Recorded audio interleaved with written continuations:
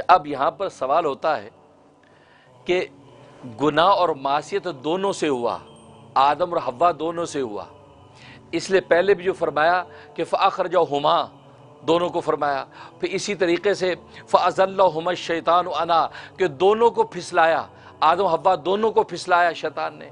तो चूंकि दोनों से गुनाह और मासियत हुई, जब दोनों से गुनाह मासियत हुई तो तौबा भी दोनों की कबूल होनी चाहिए ना, तौबा दोनों की कबूल होनी चाहिए। लेकिन कबूलियत तौबा सिर्फ आदम की जिक्र की, हव्वा की जिक्र नहीं की। फरमाया फताबा अलई, के तौबा की आदम ने, फतलक्का आदम मिन रब्बिही, आदम ने कलमात लिए अपने रब से, तौबा के हैं वो कलमात लिए और अल्लाह की तरफ वो मुतवज्जे हुए, अल्लाह ने उनको माफ़ कर दिया। तो तौबा की कबूलियत सिर्फ आदम की जिक्र की जा रही है, हव्वा की जिक्र नहीं की। क्यों? क्या हव्वा की तौबा कबूल नहीं हुई? ये सवाल से में आया। जवाब उसका यह है कि नहीं, हव्वा की भी तौबा कबूल हुई है, लेकिन अल्लाह तबारक व तआला ने हव्वा के औरत होने की वजह से उसके गुनाह को भी मस्तूर रखा और उसकी तौबा की कबूलियत को भी छुपा के रखा।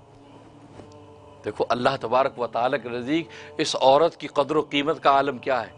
ना तो उसके गुनाह को, क्योंकि गुनाह का जहाँ जिक्र आया तो दोनों को इकट्ठा जिक्र किया, फ़अज़ल्लहुमा शैतानु अना, कि दोनों फिसल गए, दोनों को निकाल दिया।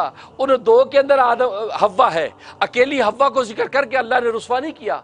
हाँ, आदम को कर दिया, असा आदम रब्बहू, आदम ने नाफरमानी की अपने रब की, लेकिन हव्वा को रुस्वा नहीं किया कि हव्वा ने अपने रब की नाफरमानी की। नहीं, हव्वा की पर्दा पोशी कर दी, उस औरत की पर्दा पोशी कर दी। आदम को अकेला भी जिक्र किया, इससे गुनाह किया, खता की, और हव्वा को जब जिक्र किया तो आदम के आप मिला के जिक्र किया।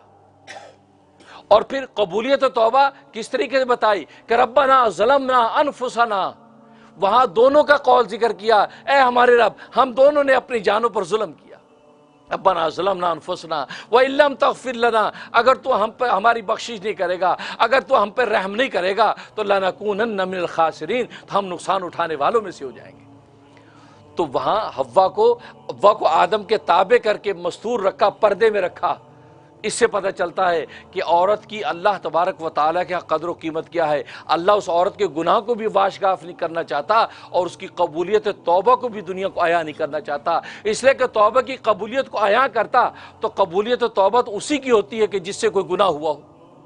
तो अल्लाह ये भी ज़ाहिर नहीं करना चाहता कि इस अम्मा हवा से गुनाह हुआ।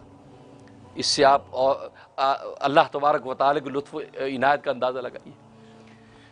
तुम्हारे औरत है ही मस्तूर, वो छुपा लेने की चीज़ है, वो खोल देने की चीज़ नहीं है, वो तो पर्दों में इसलिए तो शरीयत फितरत ने उसकी पर्दे का हुक्म दिया।